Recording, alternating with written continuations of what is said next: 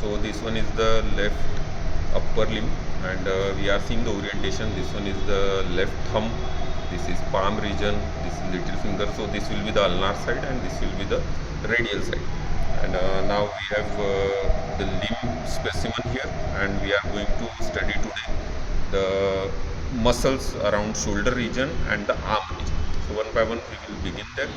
So starting with first the muscle around the shoulder.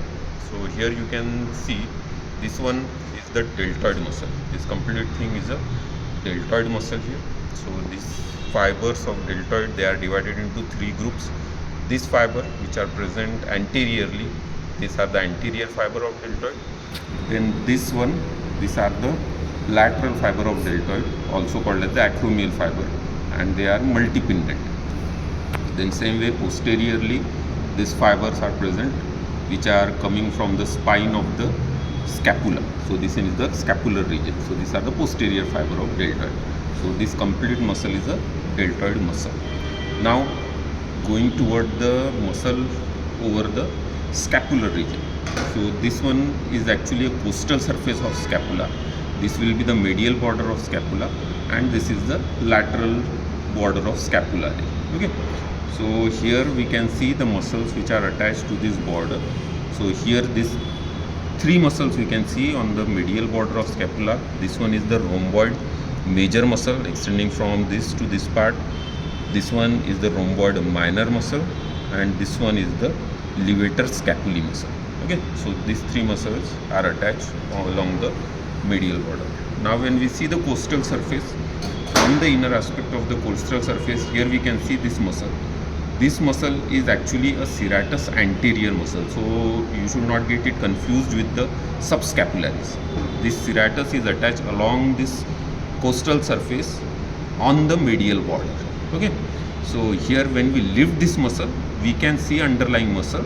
This underlying muscle is actually subscapularis. So here we can see the fibers of subscapularis. Okay, so this is subscapularis muscle, and this one is the serratus anterior muscles, which will be originating on the ribs, giving the 8 serrations. Then as we turn the posterior to the posterior side, here this one is the dorsal aspect of scapula. On the dorsal aspect we can see here the spine of scapula. Just above the spine, this muscle, it is the supraspinatus, and below the spine this muscle will be the infraspinatus muscle. Okay, so after the supra and infraspinatus muscle, here we can see one bulk. This muscle, it is attached along this lateral border of scapula. This one is the teres major muscle, and just next to the teres muscle, this small muscle we can see, this will be the teres minor muscle. Okay, so this is the teres major, and this will be the teres minor muscle. Then as we have cut the muscles of back region, so back from the back, one muscle comes here in this region which is attached to the inferior angle of scapula. That one is the latissimus dorsi muscle here. So this is the orientation regarding the muscles around the scapular region. Now we are moving toward the muscles over the arm region. So in the arm region we get mainly three groups of muscle. One, this one is the bicep brachii muscle. So this one is the tendon of bicep brachii.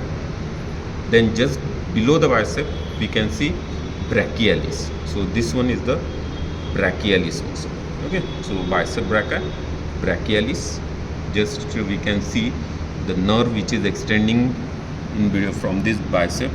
This one is the musculocutaneous nerve. As we go somewhat above, here we can see a small muscle through which this musculocutaneous nerve is coming out. This one is actually a coracobrachialis muscle. Okay, so this small muscle is a coracobrachialis through which this musculocutaneous nerve is coming and sandwiching between the bicep brachii and brachialis. Okay, then this one here, there will be the other nerves we will take in the next video there. So posteriorly, as we get oriented posteriorly, this bulk is of triceps. Okay, so in this one is the long head of tricep which is coming from the infraglenoid tubercle. Then here this will be the lateral head, and on this side it will be the medial head. So complete muscle, it is, all these three heads are oriented and directed downward and inserted on the tendon. So here this tendon will be finally inserted on the olecranon process. Okay, so